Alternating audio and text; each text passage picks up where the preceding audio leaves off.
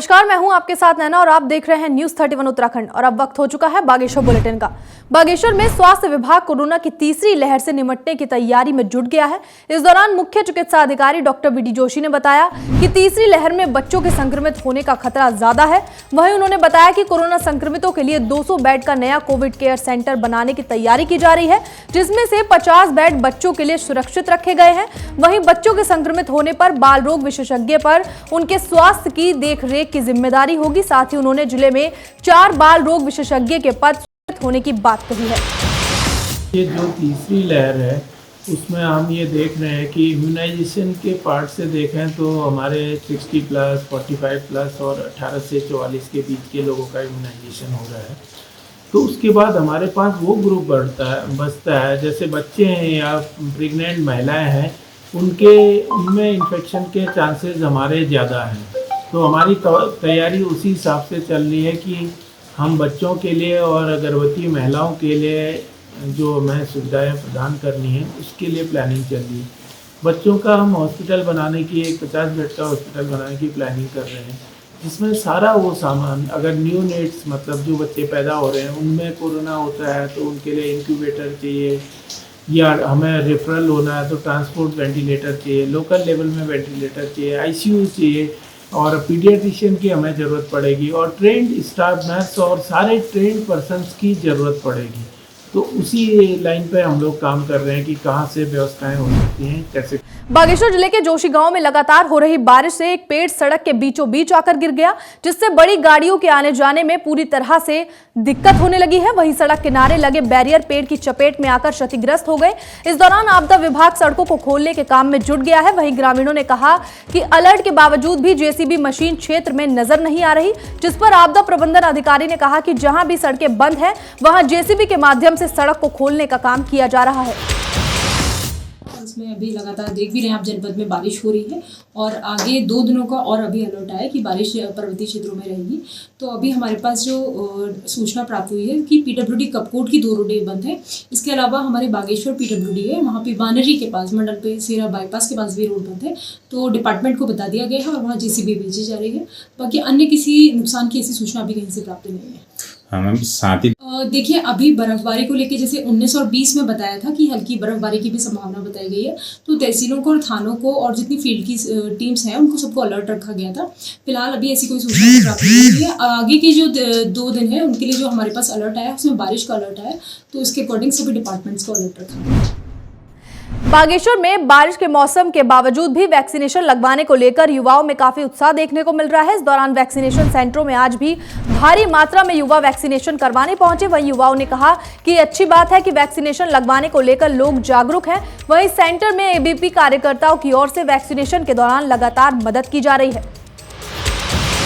Sir, इस corona काल में प्रशासन इनकी पूरी मदद कर रहा है, जितना संभव हो सके। जितने भी बागेश्वर में कोविड के जो टीकाकरण हो रहा है वहाँ पर विद्यार्थी के परिषद के कार्यकर्ता हर जगह काम कर रहे हैं। वैसे ही उसी कार्य के निमित्त यहाँ पर बिलोना सेंटर में हम करीबन 13 दिन से यहाँ पर लगातार काम रहे हैं। लोगों को जो समस्या आ रही है जैसे रजिस्ट्रेशन से संबंधित हो गया, और यहाँ पर उनकी एंट्री कराना हो गया, सैनिटाइजेशन हो गया, उनको पानी इश्यू कराना हो गया, कोई भी समस्या जो इनको टीकाकरण के दौरान आने की उसकी हम हेल्प कर रहे हैं यहाँ पर। और काफ़ी अच्छा लोगों को भी रुझान देखने को मिल रहा है कि लोग यहाँ पर आके अपना अच्छे सुव्यवस्थित तरीके से यहाँ पर अपना टीकाकरण करके जा रहे हैं। मैं यहाँ पे अपने भाई को लेके आया हूँ और साथ में कुछ दोस्तों को भी लाया हूँ। वैक्सीन के लिए काफ़ी लोग अवेयर हो रहे हैं, मतलब कि यहाँ पे काफ़ी सुबह से काफ़ी अच्छी भीड़ देखने को मिल रही है। काफ़ी लोग इसको लगाने के लिए आ रहे हैं, बहुत अच्छी बात है। आदमी को जागरूकता होनी चाहिए कि सभी लोग का अपने आस पड़ोस के सभी लोगों को बोलें कि आके लगाएं। तो ये अच्छा ही हो रहा है, जितना भी हो रहा है। कम से कम लोग थोड़ा सा इम्यूनिटी कैसे न कैसे बढ़ाने का एक अच्छा तरीका है आदमी को। बागेश्वर जिले के मंडल सेरा में उत्तरी वार्ड निवासी मोहन राम का आंगन भारी बारिश के चलते क्षतिग्रस्त हो गया। इस दौरान पीड़ित परिवार का कहना है कि बीते साल हुई बारिश में भी इसी तरीके की घटना उनके साथ हुई थी, जिसके बाद भी प्रशासन की ओर से उन्हें आर्थिक मदद भी नहीं दी गई। वहीं पीड़ित परिवार ने आरोप लगाया कि विभागों की ओर से सहायता के नाम पर केवल खाना पूर्ति की जाती है। बागेश्वर में बागनाथ वार्ड में बीते 11 मई से शुरू किए गए सेवा केंद्र और अभियान पहल की ओर से भारी बारिश को ध्यान में रखते हुए आज निःशुल्क सेवा वाहन की शुरुआत की गई है। इस दौरान वैक्सीनेशन के लिए जाने वाले लोगों को वैक्सीनेशन केंद्रों तक पहुंचाया गया। साथ ही बीते 7 दिनों से कोविड वैक्सीनेशन केंद्रों में कोविड वॉलंटियर्स को भोजन पैकेट की सुविधा लगातार दी जा रही है। विगत 11 तारीख को हमने बागनाथ वार्ड की एक पहल अभियान की शुरुआत की थी, जिसके तहत हमने बागनाथ वार्ड में फॉगिंग, सैनिटाइजेशन एवं अन्य जो लोगों को आवश्यकताएं हैं उसके लिए एक सेवा केंद्र की शुरुआत की थी।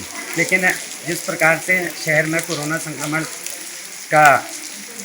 के बचाव हेतु और प्रशासन के सहयोग के लिए हमने इस पहल के माध्यम से जो हमारे वैक्सीनेशन सेंटर्स हैं, भिलौना है, ब्लॉक है, ऑडिटोरियम है, वहाँ विगत 6 दिनों से हमने उनके लिए जो हमारे फ्रंटियर वॉलंटियर्स हैं उनके लिए भोजन की व्यवस्था भी की है। उसके अलावा हमने बागनाथ वार्ड में जो सेवा केंद्र खुला है उससे प्रशासन के सहयोग से कल से हम जो वैक्सीनेशन हेतु जो रजिस्ट्रेशन है उसमें कम से कम हम अभी तक 250 रजिस्ट्रेशन कर चुके हैं। उसके अलावा प्रशासन के सहयोग से कल हमें जो जिन लोगों को सर्दी जुकाम बुखार है उसके लिए एक किट उपलब्ध होनी है। कल से जिन लोगों को ऐसी परेशानी है वो हमारे सेवा केंद्र से उन किट को भी प्राप्त कर पाएंगे। बागेश्वर में पूर्व विधायक ललित फरसवाण ने जिलाधिकारी को पत्र लिखकर कपकोट की बदहाल स्वास्थ्य सुविधाओं के सुधार किए जाने की मांग की है। इस दौरान जानकारी देते हुए पूर्व विधायक ललित फरसवाण ने बताया कि जिलाधिकारी की उनके साथ इस बारे में बात हुई है। वहीं उन्होंने कहा कि जिलाधिकारी ने उन्हें सुदूर क्षेत्रों की स्वास्थ्य सुविधाएं दुरुस्त करने का आश्वासन दिया है। आज हमारे आदरणीय पूर्व विधायक ललित फरसवाण जी के साथ जिलाधिकारी महोदय से मिलने का समय हुआ और कपकोट सामुदायिक स्वास्थ्य केंद्र कपकोट की जो स्थिति है, जो मूलभूत सुविधाओं के लिए हमने डीएम साहब से कुछ मांग की, डीएम साहब के सामने कुछ सुझाव भी रखे। निश्चित रूप से आज कपकोट सामुदायिक स्वास्थ्य केंद्र कपकोट, जिसमें 119 ग्राम पंचायत और एक नगर निकाय का बोझ है, और वहाँ पर केवल एक ऑक्सीजन कंसंट्रेटर के सहारे हमारा कपकोट सामुदायिक स्वास्थ्य केंद्र चल रहा है।